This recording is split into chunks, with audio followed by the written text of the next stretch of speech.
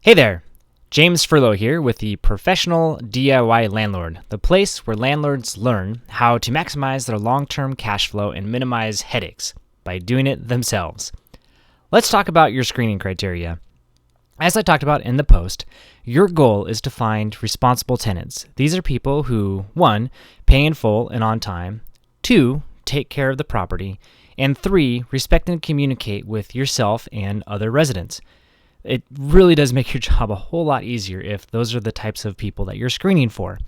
So to find them, you want to use what I call the S.O.L.I.D screening method. And when it comes to the criteria, you want to focus on the O and the L, which is to be objective and lawful. So this here is an example that we're looking at, which you can download from the link below this video. And so you'll notice the first criteria, which is income. And it says the total combined monthly net income of all rental applicants in a given rental unit must be at least 3 times the monthly rental rate. That's very specific and objective. You have to make 3 times. No ifs, ands, or buts about it. The next criteria is credit history. You can go with a number like, you have to have a credit score of at least 600. But we chose to be a little bit more general and say you must be able to demonstrate fiscal responsibility. And then we give some examples of what that means, followed by the key line, which is if you don't meet those, your application may be denied. The word may is critical because it does indeed give you some wiggle room.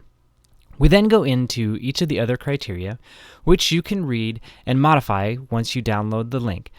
For some, like with smoking, they are very strict in that we just simply don't rent to smokers. You may decide to allow outside smoking only, so feel free to edit that if you want. And then there are more sections. Oh yeah, there totally are. And so in this next section here, the equal opportunity housing provider. That's our way of explicitly saying that we do not discriminate against any person because of their race, color, ethnic background, religion, sex, age, marital or familial status, physical disability, or sexual orientation. We even at the bottom of this form include the equal housing opportunity logo.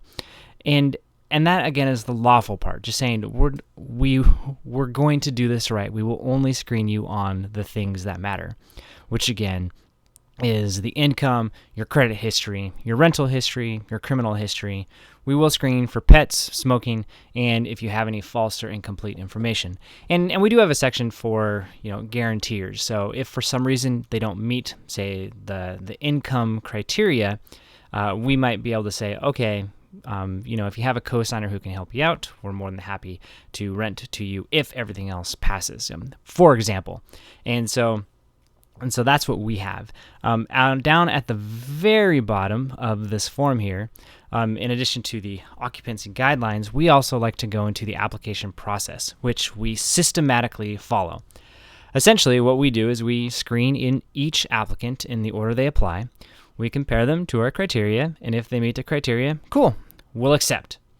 So this is the criteria that we use. It might feel a little bit long, but that's to make sure that we're being very clear and specific with whoever is renting. So go ahead and download this form from the link below this video, and then you can modify it to meet your needs. Thanks for watching.